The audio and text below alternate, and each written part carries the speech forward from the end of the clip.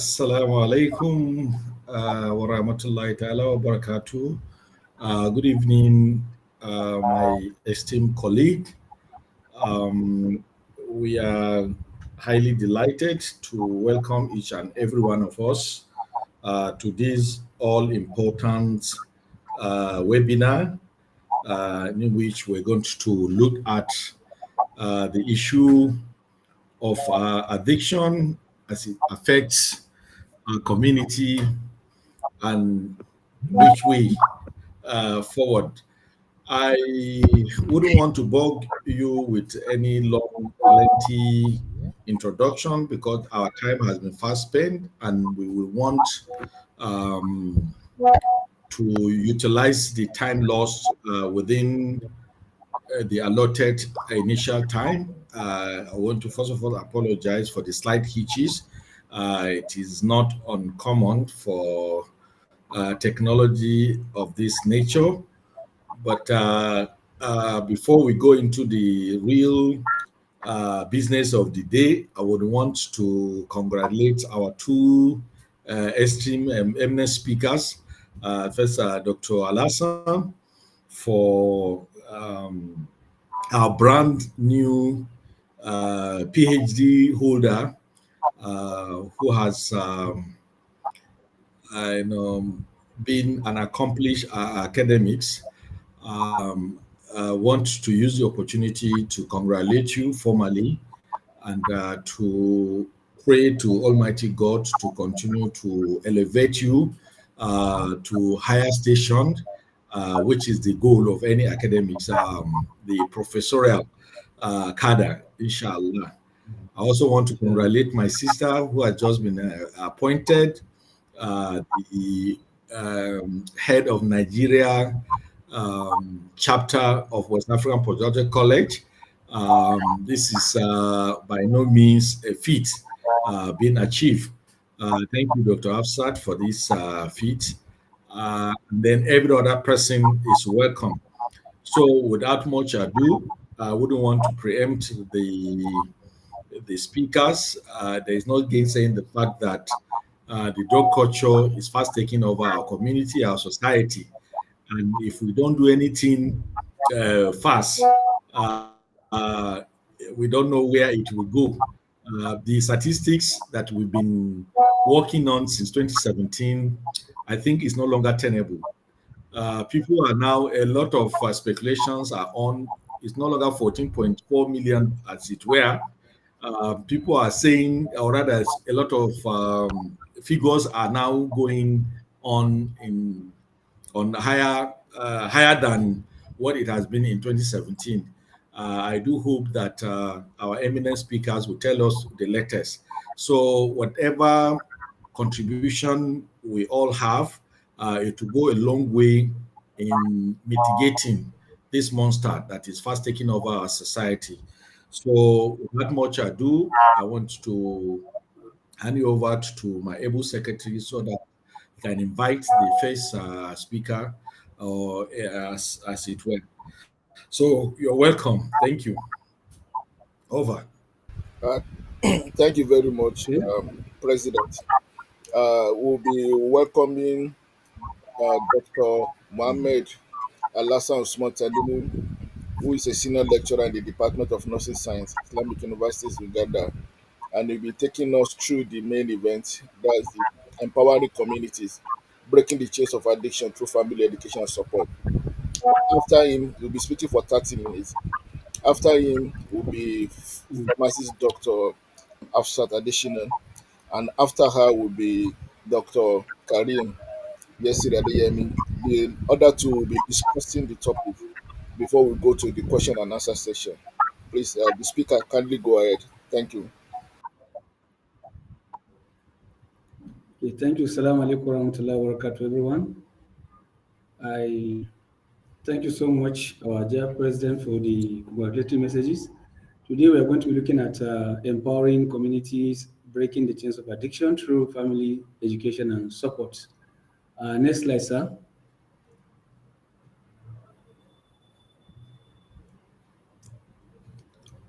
All right, to begin with, this is what we know.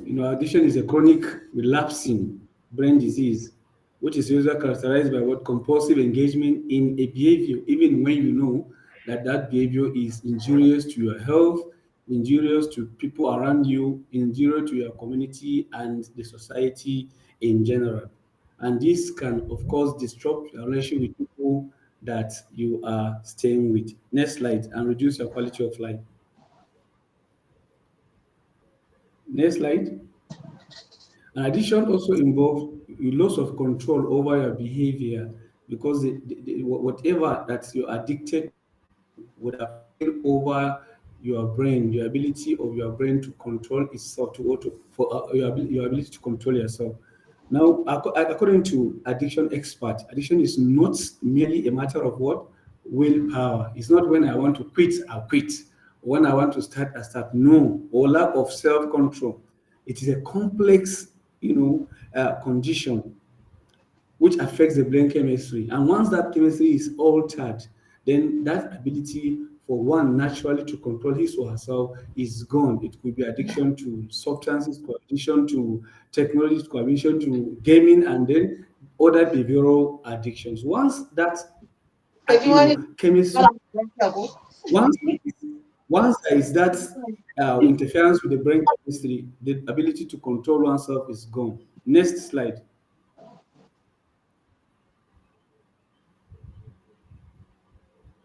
Dr. Abiola, next slide. Now, what are the consequences of addiction? These are in brief, of course, in addition to the direct effect which we have mentioned, the system is disrupted, you cannot control yourself, you cannot control the normal basic human activities, watching, hearing, voiding, they are no longer under your control.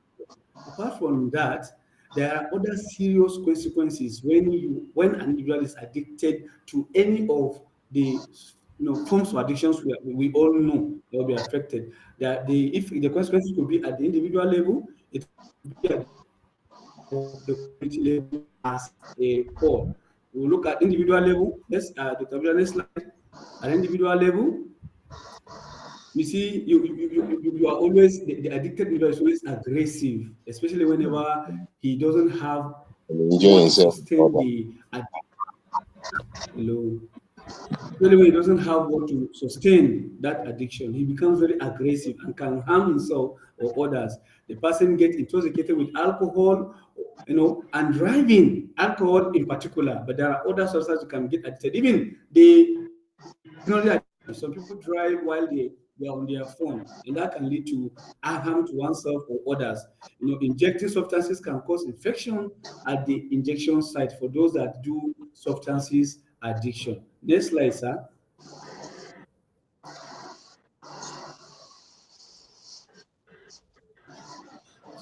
So apart from aggressive behavior, you can get yourself harm and harm others, and also you can get yourself infected at the individual level. Next slide, sir.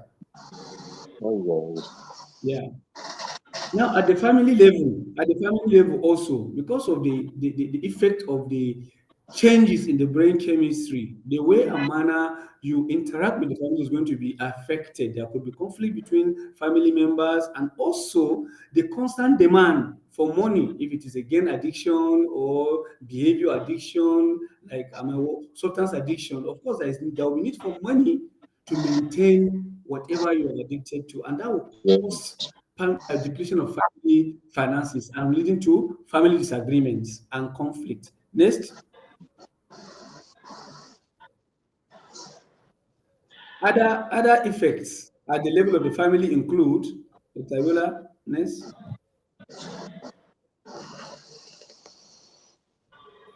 This other effects at the level of the family include serious family disconcordance, family disharmony, leading to family breakages and single parental, situations, which are very, common around. And therefore, the ability of the family to control the child is not going to be there, thereby leading to the next consequences we are going to be looking at. That is at the societal level, at the community level. So young people using or abusing substances may steal, of course, in order to sustain. They use violence to get money at any cost. It is not the natural human innate is not to kill, is not to cause harm, is not to cause havoc in the community. But most of these societal vices we are facing today, banditry, kidnapping, Boko Haram, it's not done without the influence of addiction, without the influence of substances, without the influence of drugs of different sorts. So this is one of the consequences at the societal level. The increased violence and illegal activity that may accompany increased substance use harms individuals and contribute toward a climate of mistrust among community members. For example, today is unlike before that you can travel anywhere. Today, there are times you cannot travel. There are places you cannot go to because of these violences, which is as a result mostly due to addiction. Because as we know, up to date, more than 14.5 million Nigerians, are doing substances in one way or the other, are doing gaming in one way or the other, are doing, behavior addiction in one way or the other. Now, what are the roles that family can help? I mean, can play when there is, because as it is today globally, addiction is a menace, it's a scourge. If you are not infected, you are affected. So whether it is your family or a family of your neighbor or another neighbor's family, it is your problem. It's a general problem. Some people will just say, why can't he just stop taking that? After all, we know him 2 years ago he was not doing this. He wasn't behaving like this. Why can't he just stop this behavior? It's not easy. So some family will ask that question, why can't they just stop?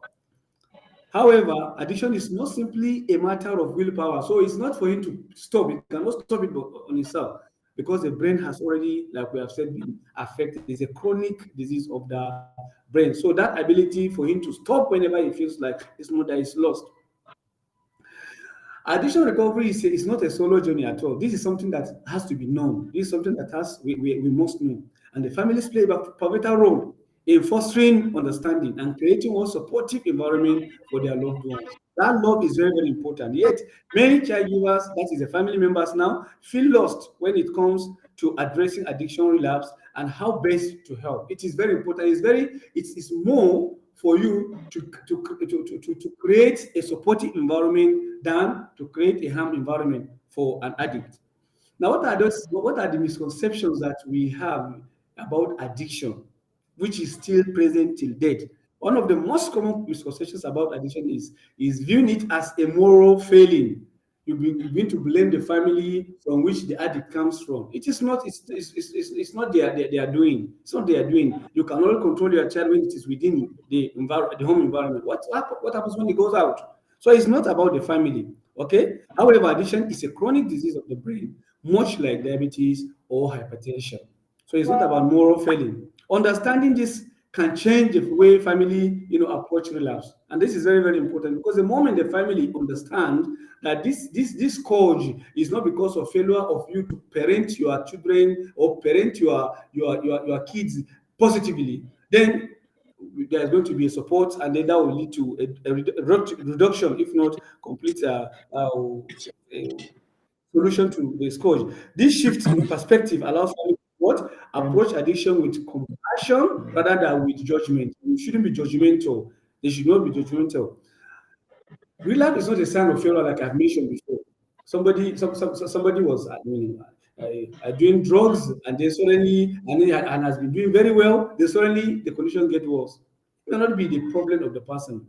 One of the key rules in addiction intervention is once an addict is weaned off whatever he's been addicted to, that individual should not be allowed to go back to the society from where he gets the disease. Okay, and that's why we have anonymous groups: alcohol anonymous, tobacco anonymous, and other groups. So families need to recognize that relapse does not mean failure, but rather an opportunity to learn and strengthen the recovery journey. Next slide, sir. Now, what is the importance of family support? This is where we are today. This is what we are discussing today. Recovery from addiction is significantly influenced by the environment surrounding the individual, and families are at the heart of this. Is it a therapeutic environment you are creating or a harmful environment? Therapeutic environment are those of support and others. So their role extends beyond providing moral support. It involves what? Fostering a safe. Let the individual feel safe. Okay, you don't want him to become addict, or you want to win him off whatever he's being addicted to. Is it behavior, gaming, or substance? You have to show him that support. It involves fostering a safe understanding and nurturing space for their loved ones to rebuild their lives. So it should not be stigmatized again. It should not be seen as a bad person. No, it's something that anybody can be affected with. Family support offers a stabilizing force during the tumultuous journey of recovery. This is very, very important. So the first thing is you reduce the shame and isolation. It's very, very important because most addicts, you can never see somebody who is doing drugs, somebody who is gaming, somebody who is involved in other behavioral addiction, doing it publicly. They are always done in the hidden. So when you have an individual who has shown some signs or who is already doing it, please don't stigmatize the individual. Don't isolate the individual. Bring him in. Bring him close to you. Draw him close, and that way, family can assist in reducing. So families that encourage open judgment-free conversation help reduce the shame and stigma that can isolate individuals struggling with substance use. So families should be encouraged to be open to individuals. This openness can make a critical difference in motivating someone to stay in treatment or seek help after a relapse. Of course, whenever there is a relapse, you must seek help. You cannot, because relapse tends to come with other consequences which we don't want to, which is opportunity will not be, is not there for us to discuss. So another thing the family can be encouraged with is to provide emotional support, emotional anchor to the individual that is suspected of doing substance or being, behaviorally addicted. Recovery is mentally and emotionally taxing. So another thing is educational support. You can empower the family, by learning about chronic nature of addiction and the science behind relapse. Families can move away from blame and focus on meaningful actions. This understanding allows them to what? Manage their expectations and offer more constructive help. Because some of them will think it's just like malaria. If we treat for 3 days, it's going to go. No, it may take longer. It may take a week, 2 weeks, a month, many weeks or many months before recovery, so that they now limit their expectation. Next slide, sir. And so they support the individual too. You can see as families come around their loved one that are, affected by addiction of different sorts, they also need to be assisted. Who does the assistance now? It is us. Those in the to assist the family. So families also need support themselves. It's very, very important. The more you support the family, the better they take care of their, ward that are affected. How do you do that? Counseling, very, very important. Counseling or family therapy can provide insights because they don't know why the individual is doing what he's doing. Insight, emotional relief for caregivers like the families now, who are often overwhelmed by the demands of supporting a loved one in the family. So it is highly demanding. So they need to be supported, the family themselves. Now, another way we can support the family to encourage reduction in addiction cases or to prevent people from venturing to addict is to break the stigma. Don't stigmatize. Stigma surrounding addiction can prevent families from seeking help. The unspoken truth is that initiatives must break the stigma, fostering an environmental environment where families feel supported. And another thing is that you let the family know how to recognize signs of addiction timely. It may save life. Early recognition of addiction signs is crucial for effective intervention. Families and communities need education on identifying these signs to initiate timely support. Like somebody who is social, suddenly becoming isolated, suddenly hiding his activities. It's not supposed to be so. Then you are also supposed to, we are also supposed to assist the family with tools to empower the family with tools. What are the tools? Empowering families requires providing them with the necessary tools. The family should be offered accessible resources, including educational materials, helplines, and counseling services. That will make them to feel free when they have issues with their wards, and then they are taking care of the street. You can see this is a session where a family is involved. There's a counselor, a psychologist, a therapist generally, giving counseling session to a family. Next slide. You can also make families, you show pictorial representation of families of addicts and how they end. You see, now look at this one. This is an alcohol addict. Alcoholic addict. Look at the family. This cannot cater for himself, neither can he cater for the wife and child. And this is someone who is doing substance. You can see smoking in the presence of the child, which is not supposed to be so. And you can see how scattered the environment is. So it's not important. It's not good that you go into it, because when you do that, this is going to be the nature of your family. Do you want your family to be like this? Now look at this behavioral addiction or technology addiction in this family. Everyone seems to be very busy.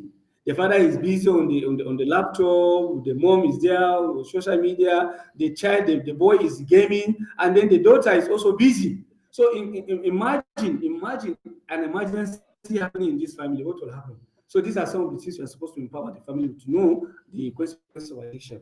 Now, another thing we can do is to increase awareness of the community about the addictive substances, addictions of different sorts, and how they can be resolved. Communities play a pivotal role in breaking what the silence around childhood addiction.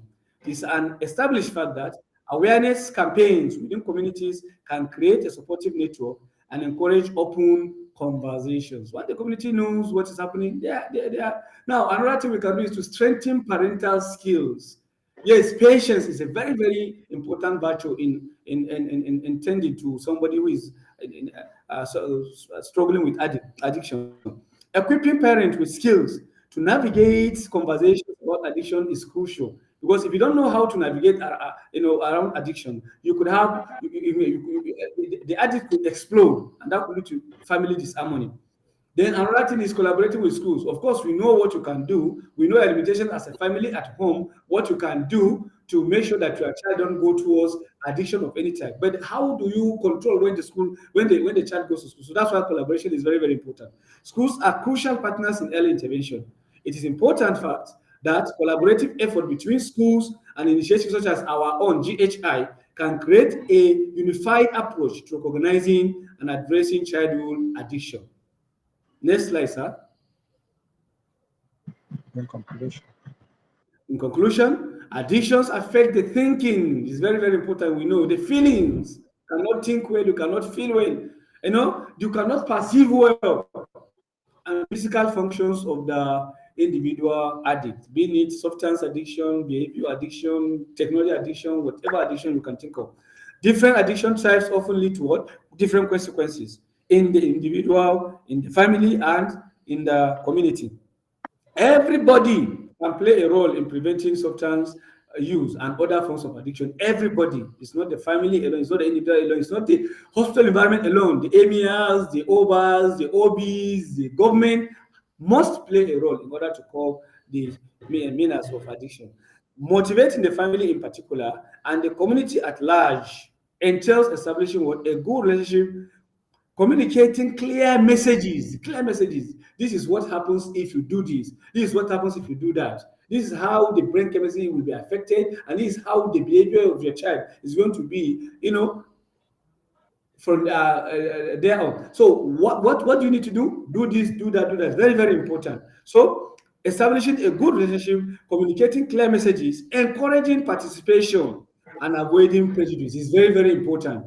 Don't say, this is not my family member. It's just a neighbor whose child is affected either by gaming addiction or by substance addiction or by other addictions. That is not it. If you are not affected directly, you will be infected. We can conclude the consequences of substance abuse and other forms of addiction on the society in general and on youths in particular are extremely negative on every aspect of life, which need immediate intervention.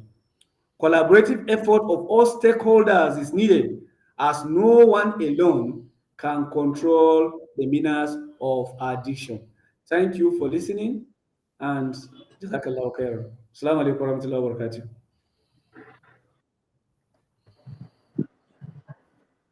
Wa alaikum salam. Thank you. We are most grateful for the very efficient use of time and passing the message succinctly to meet our needs to see that it can hopefully transform a change in us and in the family. So from here, we'll be going to the next speaker, who is going to be our first discussant for this session, and that will be in the person of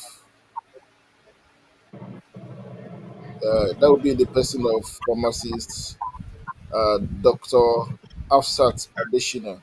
She is currently the chairperson of the uh, West African, that's the pharmacy fellows of the West African College of Pharmacists.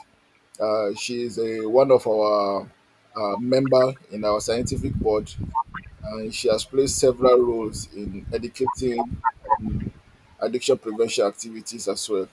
And she's also the national secretary of the Muminat organization. Please, Ma, you have the floor. Can you go ahead, ma? Thank you so much for the introduction. Assalamu alaikum warahmatullahi wabarakatuh. I'm honored to be here to give a little perspective to the topic, empowering communities and breaking the chain of addiction through family support, family education and support. Just like we all know that the substance use disorder does not affect one person, it has ripple effects on the family and even the community. And when a loved one struggles with addiction, the family member also fall intentionally, unintentionally into habits that keep the circle going.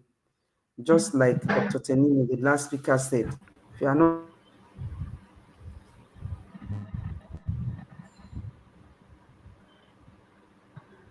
not in addiction, is preventing and even treating. For those that have been, for you to prevent and also treat those who are already affected by addiction in any form. Next slide, please. So there could be different causes of addiction. Biological tolerance and withdrawal. It has been explained that when people continue to use drugs or alcohol, or even if it is a technological addiction, the brain releases a substance, the dopamine, and makes the feel and gives the person a feel of pleasure. And he continues to use it. The body adapts to it, and then they need more of that substance to be able to continue. That is, it will continue to increase the risk of addiction, and that is tolerance. And at a time, stopping it will cause a lot of symptoms. And that is what makes it be difficult for the victim to withdraw, to stop because of this withdrawal. Next slide, please. A lot of things come into action. Next slide, and then you see the person not able to stop it. We can see from the last diagram we were shown that everybody, even when somebody is on phone, and we have heard of people on phone, they get their houses burnt, even their children, a toddler, we go and get into problem because the person is addicted. So addiction could be hereditary, could also be the environment. And so very few human behaviors has been attributed to genetics or environmental causes. And addiction is no different. So if you have people that are addicted to one thing or the other, I will also refer to that diagram that was shown in the last presentation. You see that the father, the mother, they are addicted to technology. The children to also pick their own. So addiction is not different. That when there's human behavior, it is it is attributed to either genetics or environment. And researchers have also looked at it that addiction is a combination of these two, environmental or hereditary. And especially on substance use disorders, it has been indicated that 40 to 6% of addiction risk is genetic. And also, additionally, the social environment can contribute to addiction, even if the gene is not present. So we can see a lot of issues now within our environment. Peer pressure. The child might not know anything about it, but they tell you, okay, test it in case of substance abuse.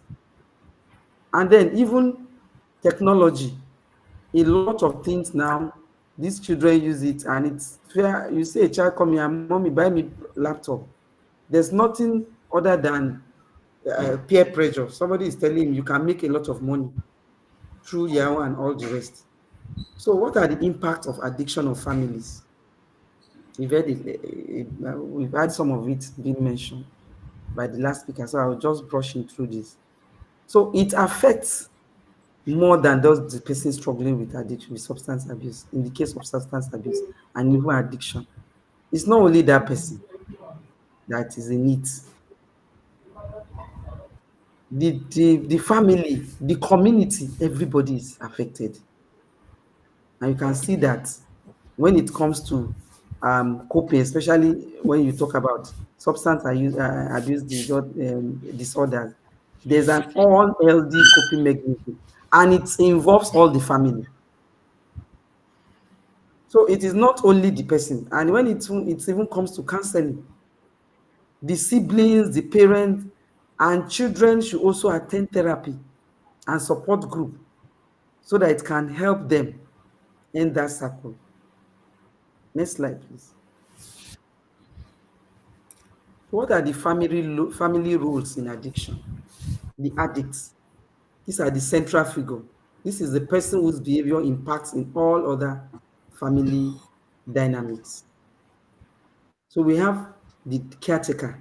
This is the person who devotes all his energy into maintaining balance and harmony at the cost of their own needs. That is the caretaker. This person devotes all his time and energy. Who are the scapegoats? They are either, research has said, they're either the youngest or the middle child. They are the ones who are most often blamed for all the problems. Parents are in that habit. You, it is you. And then the mascot is usually the youngest person in the family, as research has proved it. They use humor as coping mechanism, and then they bury their fears. They diffuse tension and gain approval from those people around them. Because they are young, they're also able to hide a lot of things. So they are there, they're suffering with a lot of things, but here they are. Then who is the lost child? This person is also quiet, is withdrawn and overlooked. They are less involved in drama and disagreement within the family. And that stems from the dysfunctional family rules in addiction. They receive less attention, the lost child, because he's quiet, he's not disturbing anybody, he's not talking, especially in a dysfunctional family. And so nobody cares about that person. What about the enablers? This person will enable the addict by supporting them, make excuses for their behavior, lying to everyone around them that everything is all right, and not creating boundaries with the addict. They are together. You see some of these boys, they are sitting. The kind of enabler will be the one around them. What are you guys doing there? You say, no, they're just playing football. I see a lot of them in my environment. But you know they are not playing football.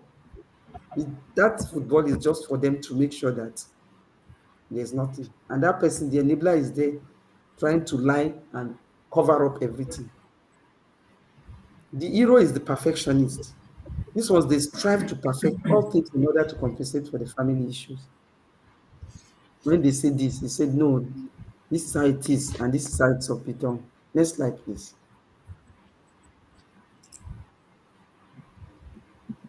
So how do you break the cycle of addiction in the family, whichever form of addiction? The first step in ending this destructive cycle of addiction is for everyone to understand and acknowledge the role of family. We must acknowledge the role of family in addiction. We must. Once the family is able to see how the actions are unknowingly perpetuating dysfunction, they can now take steps towards real healing. If the family is denying, just like Dr. Tanimu mentioned, that there's no problem, then we are not there. Next slide, please. If the family is not, next slide, if the family is not looking at it as an issue, if they don't have knowledge of it. So now, addiction prevention in the family. How do we prevent addiction in any form? Is it technological? Is it substance? So we need to maintain strong family bonds. We need to educate the kids. We need to spend quality time with them. And then to support their adolescents, their interests. This family bond is what has been lost in our community, and that is why everybody is running Elsa Skeleton. I'll take example of Lagos, where I stay, where I live. The mother has gone in the morning, the father has gone, and by the time they come back, the children are asleep or they have gone to do their own things. And so you see a child not recognizing the father. What they're after is just to give them money, easy money. So you see a child studying crèche from month 3 months, because the money is there. This strong family time and quality time together as a family cannot be bought with money. It has to be there. It has to be there. When the family ties, when we are failed in the family, that extends into the community. Then we need to lead by example. We talk about genetic the other time. If you don't consume alcoholic or use medically unnecessary prescription, your children will not go into it. Remember, I talked about family bond and educating. It is that small families that form the community. So if you do your own, I do my own, the community will be better for it. And then this over 14 million that the thing is out of hand. We cannot even control it, because even online now, everything is happening. There's online, there's digital, where these things are being marketed, and nobody is able to stop it. So the family need to live by example. We have not been given a prescription of drug. There's no need to get it. Because sometimes, what I've seen a child, and I was just walking down to my house, he picked cigarette on the floor that somebody must have smoked, and if he started smoking it, I'm talking about a child of like 6-7 years. Definitely he must have seen somebody within his environment, within his family doing it. And again, just like the last week, I thought I won't be involving the will. Discuss the danger of drug and alcohol abuse with your children, no matter how old they are. You need to show them, even within the environment. I show them. Now you see, this person is not juju. It's not that anybody did anything to him. It is because he was taking what he's not supposed to take. Taking cough syrup and mixing with a methylated spirit and calling it Colorado. And then this has to be discussed. There's no hiding. Bring them, no matter what age they are. Next slide, please. We need to discuss. The family needs to sit together before the child. Next slide, please. Before the child is being told what to do. Then we need to monitor our teens for change in mood, sleep habits, school performance, and openness. I'm just from a meeting, and the woman said that the boy is always sleeping in class. He has failed. His GPA is not even up to 1. And somebody said, did you check his habit? Did you check his sleeping habits? Because maybe he doesn't sleep during the night. He's there with one thing or the other, whether the laptop or whether the phone, or whether even substance abuse. So just this afternoon, the name was brought, and we were discussing in a women forum, because they perform badly in school, and this is all addiction. So family need to be, for me, family need to be strong in this, very, very involved. Then there should be maintenance of open communication, and remind them that if they get there, if they need to get out of trouble. Some of the children now play a lot of things, whether porno, whether this. So there's a lot of things attached to this addiction. And then if you have a prescription, please look for it, because we have found out that some children picked the last whatever that their parents took and took it, and that was it started. Next slide. So these are the ways the family can have a big role in the prevention of addiction. It is the family unit that forms the community. And so when this is translated, we're able to do something. Salam alaikum wa rahmatullahi wa barakatuh. Thank you. Wa alaikum salam wa barakatuh. Thank you very much. We are very grateful for the wonderful presentation, the discussion on it, and who played with. Please, if you are not speaking, kindly unmute yourself. Please, if you are not speaking, kindly unmute yourself, please. So our next speaker will be Dr. Yesir Kareem Yesir Adeyemi. He is a consultant psychiatrist with Federal Neuropsychiatric Hospital, Abeokuta. He is currently on secondment at the School of Public Health, University of Ghana. He's a member of the GHI Scientific Board, and also a member of the editorial committee. So please kindly go ahead with your discussion. Thank you.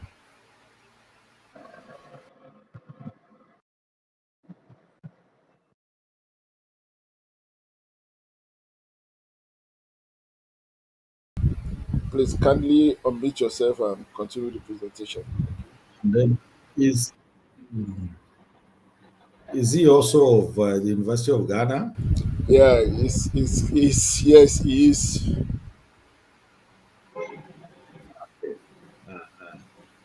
Thank you.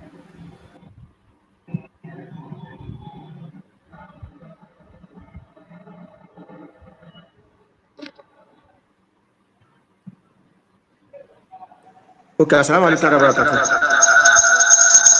Wa alaikum salam. But you might need to off one of your devices. Yes, I was trying to use my system, but it was not. It was acting up, so I decided to talk with my phone. Okay. So I'm sorry for the technical glitches. That's okay. Thank you. Okay, Bismillah, Alhamdulillah, I want to appreciate the Iman and of course the GHI, the President, the Secretary, and the entire leadership for yet another very interesting event. May Allah accept it from us all. So I also want to appreciate the previous speakers who have essentially done justice to what I will be adding my voice to today. So I will just be wrapping it up by talking about the public awareness against addiction and harm that addiction substances cause to the body and the mind. So I will be speaking briefly. I will skip a lot of things that have already been said, basic addiction understanding, but my main focus is the impact that substances have on the body, and then how to create and mobilize public awareness for support and recovery. So addiction, like it has been earlier said, is a critical issue that affects individuals and communities globally. So the aim of this particular work is to raise awareness about the addiction nature and its impact on the body and mind, and of course the relevance of education and support for recovery. So the addiction are basically two types: the substance addiction that we all know, which has to do with psychoactive substances of different effects and different neurochemical actions, and of course the behavioral addictions, which are gradually creeping in and are gradually competing with what we know already among the other substances. These are essentially issues like gambling, internet addiction, compulsive buying, and other related addictive behaviors that are detrimental to well-being. So these are some of the commonly abused substances. I will not want to spend more time, but importance is for us to know that abuse of prescription medications is on the high rise, and there is a need to create awareness even among health workers who prescribe these medications without following the recommended guidelines. So the addiction effects can basically be classified into two: the psychological and the physical dependency. And it is most of the addictive symptoms are actually products of the physical dependence and the psychological dependence. That is why in science, addiction will usually be defined to as maybe dependence. In the ICD, DSM, and other diagnostic criteria, they will talk about dependence, because that is the real biological effect that is really occurring in the brain that affect both the mind and the soul. This depending psychologically will be emotional and mental habits that are tied to substance use and eventually influence human behavior, the thinking, the cognitive patterns, and other aspects of our mental being. While the physical dependence, that involves the adaptation of the body to the substances. Of course, while the body tries to adapt to these substances, the body tends to develop withdrawal symptoms when that substance is absent, and this leads to a cascade of other consequences, which there is a need to create awareness to people about. So the substances eventually have different impact on the body. So and these impacts, they are of profound effects, and they lead to both short-term and long-term consequences. Thus, recognize this impact is very essential towards preventing and initiating treatment strategies. So some of the physical effects, some of them can be early, some can be late. But I've just tried to, it's important to note that substances affect every body symptom, every body system, from gastrointestinal to respiratory to colon liver to the liver, hepatic system, cardiovascular system, and of course, many of the cancer risks today, they are not far from some of the substances that people are actually taking. So of importance is to know that it can cause physical impairment, even affect gait, and many people today are about to even have their legs amputated because they were repeatedly injecting opioids, which cause gangrene to the leg, and then without having diabetes, without having accident, without having ulcer, they have to have different parts of their body to be amputated, and then they will become physically impaired for life. And of course, people who are taking who are smoking cigarettes are about to have respiratory cancer, lung cancer, and of course, they are about to even have to live on support just as consequences of prolonged use of psychoactive substances. And if we go to the liver as well, many people today that are needing a liver transplantation are actually as a result of use of alcohol and other substances that affect the liver. Talk of the benzodiazepines and other things that are being abused on a daily basis. So we cannot overemphasize the physical effects of substances, and indeed it affects essentially every part of human existence. And then the psychological effect. Now, interestingly, the addictive behaviors, gambling, compulsive buying, internet use, and co., even though studies are still going on some of their physical consequences, but their psychological consequences are as competitive as what we have in our physical consequences. And that is why WHO in its ICD development gradually continues to place behavioral addictions along with substances. So in the latest ICD-11 that was released in about 2-3 years ago, the pathological gambling that was initially an impulse control disorder is now moved to the same criteria. So if somebody is taking alcohol now, somebody is gambling, I can almost comfortably use the same diagnostic criteria for both of them, talking about the psychological effects that they have. So these effects could have biological basis, could have psychological basis, and could have some psychosocial basis. A very important one is their effect on the brain.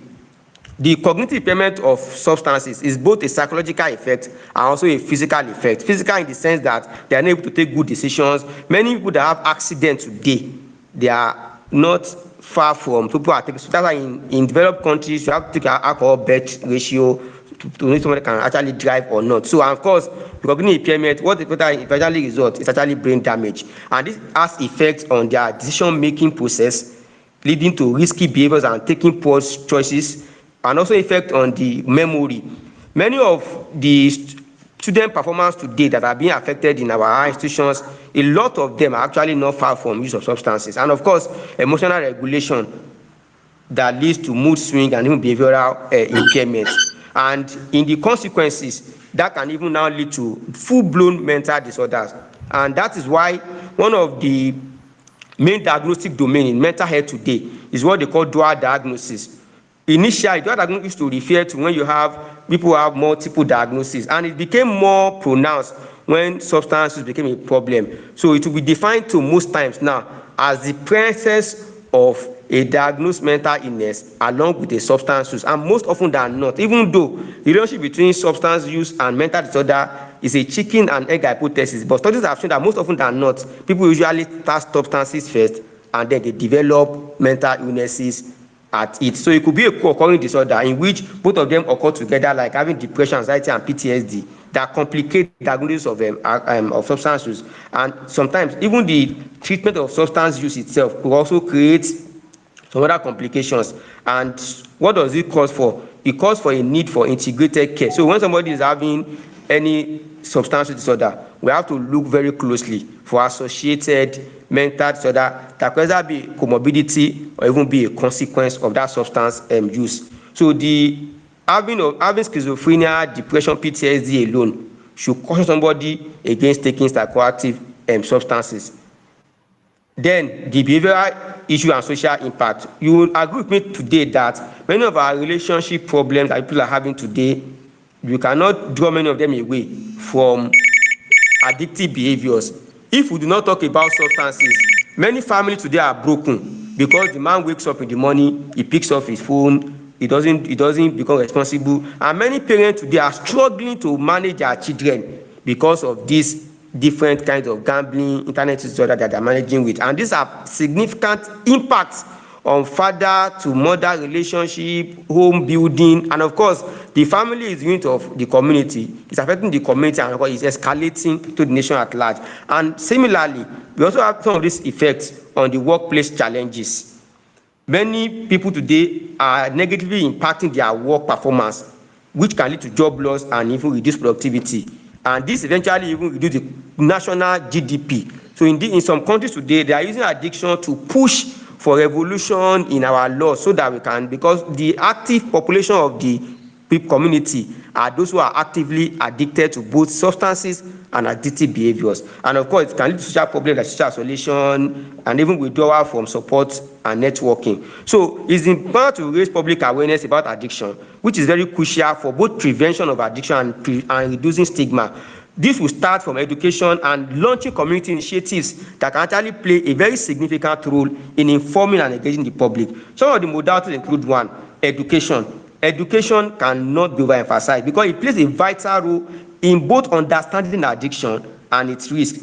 It also empowers individuals towards making informed decisions. Majority of people that take substances, people take it for various reasons that have been said. People take it for sexual performance because they have been made to think that they cannot perform sexually on take substances. Some people also take it for cognitive enhancement because they actually think that you cannot perform well on the stage without actually taking substances. We carried out a study among students in University of Maiduguri last year, which was published in the last IMD that was released last week, and we noticed that there was hardly a single medical student and other students within the medical sciences, pharmacy, nursing, and other medical sciences that were in that university that are not taking a substance. And what was their major reason? For cognitive enhancement.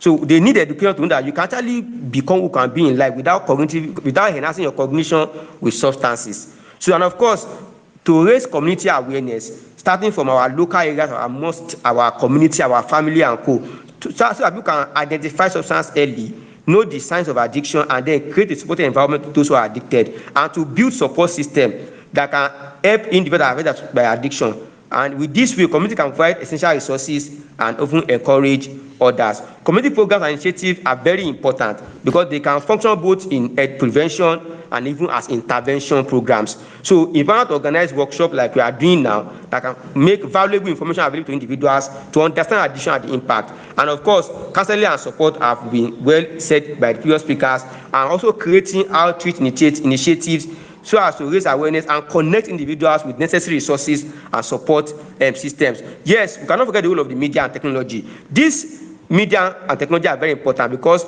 they are also part of the pathogenesis of addiction. Many people watch TV today and see how people take substances. Even dark net substances are now available on the blue net. So you can go to Twitter, Instagram today, and you will see different groups where this thing has been talked, something that should not be available. So there is the role of the media, and of course, the role of technology cannot be emphasized because one, they have influence on public perception because the media shapes how society views addiction, which can affect stigma, and then they can understand the issue all around. And apart from this, whenever media sources are to report addiction, they should be responsible reporting and responsible messaging, which will create more awareness towards stopping the substance and not a form of positive reinforcement to those who are already affected. And of course, our social media, which are platforms that are most widely used, so we can use them as well to promote healthy behavior effectively and to share supportive resources. Like this program that we are doing now, the poster was shared on social media, which is a way of also promoting addiction awareness and providing support and recovery for those who are affected, which will involve range of different options from the community to regain and control their lives. So this could include therapeutic information, medications, and even rehabilitation programs. So individual, each person's journey is unique. So finding the right support combination is very essential towards recovery. So these are some of the options: the treatment, medical treatment, rehab program. For the time purpose, I don't want to go through them one by one. So like I mentioned, the role of counseling and support is very important in recovery, and creating a safe space for people that are addiction. And very importantly, addiction management is individualized and is client centered. So a client must be supported in building adaptive coping strategies that can enhance their ability to deal with challenges that come along with attempt at stopping substance use, and promoting healthy lifestyle and couple society use through physical activities, mindfulness practices, and building support systems. So I want to conclude that raising awareness about addiction and its effect is very crucial in combating the widespread issue of addiction. So education, support, and community involvement are very essential in helping individuals and families affected by addiction towards finding a path to recovery. And of course, it can also help to try to understand the effect and challenges. And community involvement is very vital in creating this environment for individual families affected by addiction, and support systems like I mentioned are helping individuals and families affected by addiction to find effective path toward recovery and healing. These are some of my bibliography. Jazakumullah khairan for listening. Thank you very much. Thank you very much. Alhamdulillah. Jazakallah Alhamdulillah. khair. Jazakallah khairan. Please, we're grateful Please, for we all are the grateful for participants. all the participants. We will kindly call We will kindly on call this is session for comments, question and answer, and more contributions. So if you want to do, we can raise up our hand or we can go ahead or mute ourselves, but we should speak in orderly manner so that we can accommodate all. Thank you very much.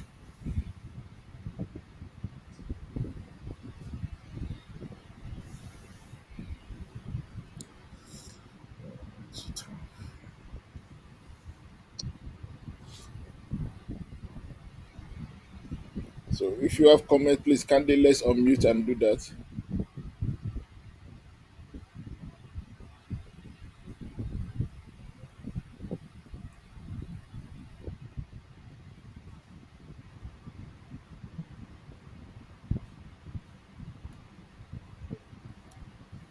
I'm sure we have all listened to our speakers. We appreciate the efforts they've put into the program. We appreciate the contribution they've made. We all value the need for us to keep emphasizing on the family so that we can bring that change we need. We need to create healthy families.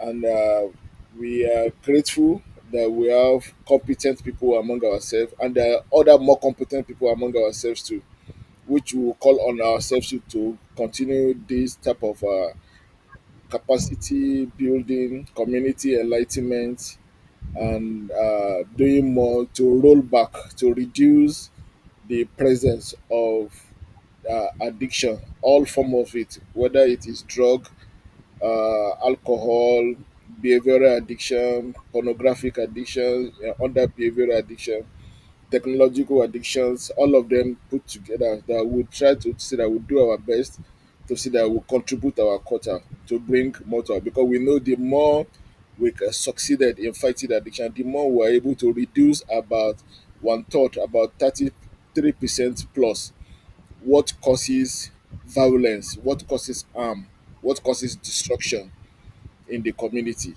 And that is one of the way we can prevent all these insurgencies, all these crises we are facing, because addiction is one of them that is pushing it. And it's one of those things that we hope to go, that if we can make the family healthy, at least the community will be healthy, the individual living in the family will be healthy. So please, we are still open for comments